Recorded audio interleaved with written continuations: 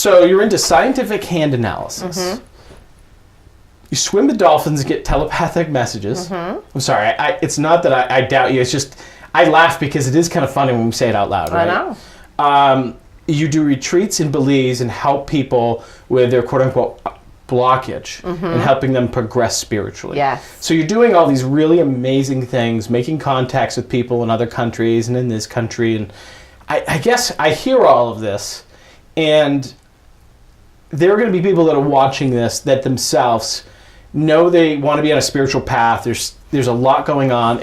I remember, for me at least, when I started to become very spiritual, like I always knew it was part of me, but I didn't really understand like where the rubber met the road. It's not like there's a church where everybody goes to talk spirituality, right? There are some people that have different terms or different things. And I guess my question is how did you get where you are today? Was it always easy? And if not, can you talk a little bit about that road? Because people are going to hear this and think, oh, well, they must have always been this perfect person that never had anything wrong. And like, how did you get to be the person you are helping people? Yeah. Well, I'll never be perfect. I'll always be imperfectly perfect. That's how I like to. I like the sound of that. But yes, it's actually been it's been a very rough road, actually. But I feel very blessed to have had that rough road. Of course, during the rough road, I wouldn't have been saying that in the middle of it. But yeah, I guess to kind of, not make the story extremely long, but kind of start where I sort of realized that there was starting to be issues was when I was 18, I had just graduated from high school, and I was, again, as we kind of talked about that Spitfire energy, I was a work hard, play hard kind of girl. And I was drinking too much and not really paying attention to what was going on and just surviving, really. So I unfortunately got in a car accident that summer after I graduated from high school, and I probably should have not survived the car accident. I don't know if I had ever told you this or not, if we had dived into this conversation, but basically I shouldn't have been driving home from a party, and I did. And I ended up, the next thing I knew, I woke up and I was driving. Well, I woke up in the passenger seat of my car, and my car was still driving in a field. And I was lucky to be alive. And after that incident, I realized that was probably the first time I realized that there was a reason why I was here, a reason why I survived. Wow. That was my first major, it should have been a wake-up call. It should have been, okay, stop drinking, get your shit together. But the one thing I didn't do after that was drive and drink. So So there was I made a lesson a baby learned. step. There was a lesson learned. I never drove again after drinking, which I guess is pretty good considering I was 18. But I guess I wasn't ready for the full, embracing of what I was here for. It just felt so overwhelming to me. I always felt like I was carrying this big mission, and I'm sure a lot of people tend to feel that. And for me, it was just to handle that. It was easier to numb out and go to the void because I just couldn't. It was just so much bigger than me, and I was like, well, how could I didn't know what it was, but I knew, everyone I feel has we're all here for a big purpose. And I think that we have a lot of self-worth and value issues. So it's hard for us to allow ourselves to accept that and absorb that. And so we find ourselves down these roads of it's easier to numb out and not really be able to hold that energy. It's a really powerful energy to hold. And you have to be able to handle that. So that was a long journey for me. So, we're in a society today where I think instant gratification is a really big thing. Yes. It's easy to get high off a joint really quickly, and it's easy to get drunk very quickly. You just chug some liquid, right? I mean, you look at sex, you look at everything that is instant gratification today, and these are things that, if used inappropriately, can leave us feel empty.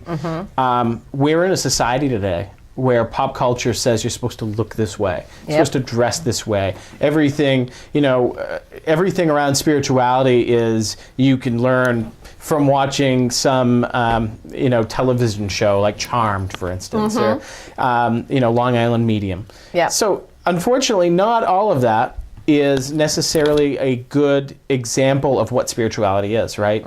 So I hear people all the time that ask me about incidences that happen out of the paranormal, and they'll say, I had this, I received this information about something was going to happen, and the next thing you know, something did happen, and I could have stopped it. Well, maybe it was just for you to know. Maybe you didn't need to stop it, and I think pop culture today tells people, you've got to, this is what it is. Like, a ghost is this, and you can hunt ghosts, and there's just so many things in pop culture around the paranormal or spirituality that tries to define us. And I think part of what we're doing here today is just talking about our personal experiences. So here you are, you're talking about, so you had pretty much a near-death experience from the sound of it. I would say if you come to in a different seat and nobody else is in the car and you're in a field moving, something's going on. Yeah. And luckily I didn't have my seatbelt on, actually, because I probably would have, I don't know if we'd be talking right now. It was, the whole side of my car was completely smashed and totaled. So it was one of those instances where if I had my seatbelt on, it wouldn't have been a good, basically I ran smacked right into a tree. Luckily it wasn't head on, and it was enough that it sideswiped my driver's side of the car. So after this incident, we'll call it a near-death experience, I guess you could say. After this incident, what else happens to get you to the spot that you're in today helping people? What else did you have to go through on your spiritual journey to get there? Positive, negative, and indifferent in between. Yeah. Well, from that block, since I was 18 till I was probably, I guess, 29, was sort of the murky years. It was sort of all kind of the same, and I was still, I actually did quit drinking at 22, and I was smoking, so I quit drinking and smoking the same day, which you must have been a very pleasant person to have been around at that point. Believe it or not, no matter what I've gone through, I've still kept a very good, hopefully people like being around me no matter what's going on. Sure, I had my moments, but what I ended up doing was, well, it was really important to me because I didn't resonate with AA, which I know that it's a great place for a lot of people, and they've really helped a lot of people benefit.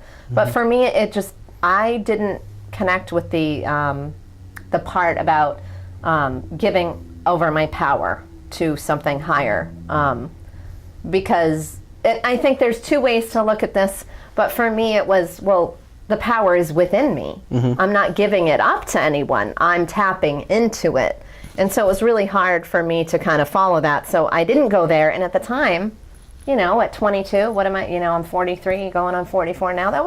There weren't a lot of holistic, it was like AA, that was it. There was no other option for you. And I was like, man, that doesn't work for me. I got to figure this out. So I did it on my own, which was hard. No support. But it was also, for me, it's about, a lot of people, they want accountability. They need accountability, with the AA model of, when you get together with groups, how did you do? Did you drink this week? Did you not? And for me, I was like, I need to be the one that's accountable for me. I need to wake up in the morning and say, did you drink or not? Like, I don't care if you're my accountability person, because it's me. I need to be accountable to myself for the rest of my life. I don't want to be in a place of continuing to look to someone else to disappoint. I'm the biggest one I'm going to disappoint, not somebody else. So that helped me, Chuck. Like, that's what's got me here today, because I was able to not tap into that, because I also I didn't want to get addicted to something else.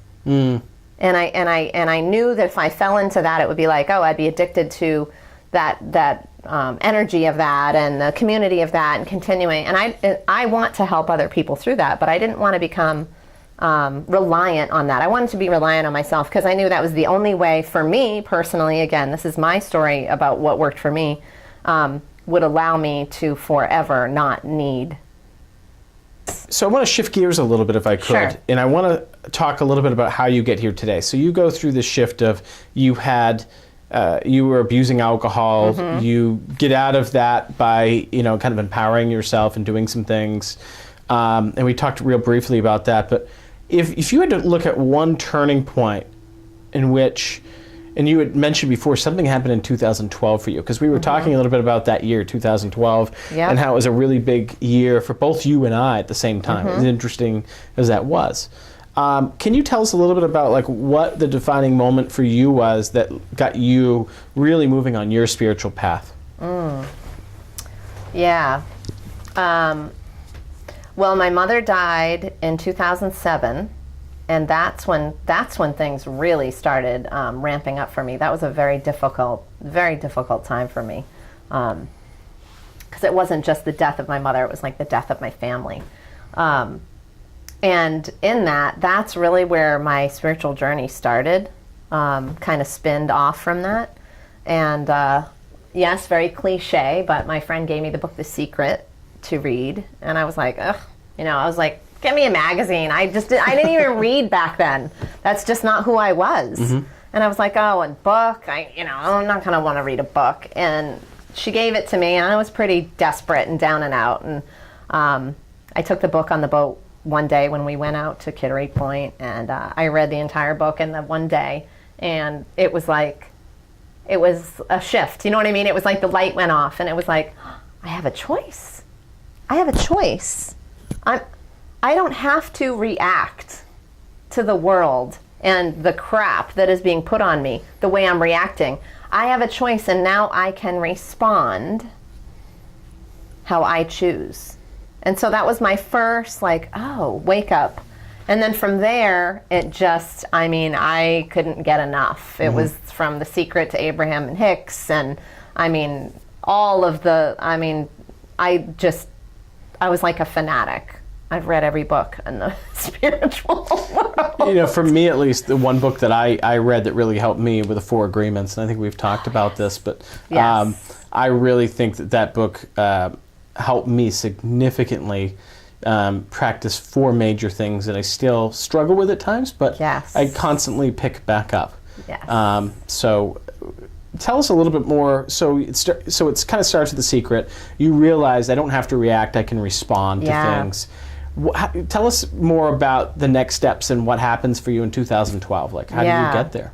So through that time period, so 2007 to 2012 was about 5 years. So that was my serious, I call it my schooling of spirituality, and really kind of like figuring out who I was and what I wanted to be, and diving deep. And in that's when I started having some, now that I'm talking about it now, I never really realized this, but I guess that was the first time I was connecting to my higher self or spirit or guides or whatever you want to call it. And I was being given this vision and download of I needed to create a healing island in Belize, this healing island resort in Belize. And this is what you were referring to earlier.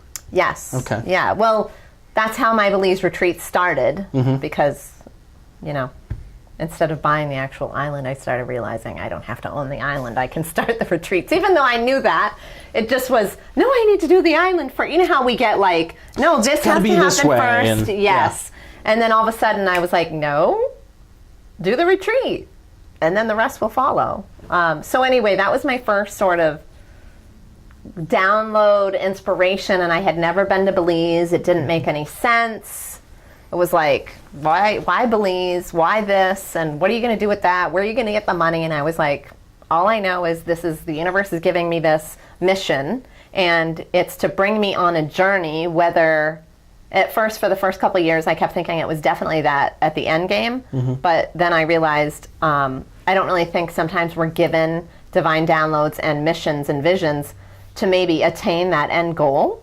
Maybe that's just to get us on the journey, and then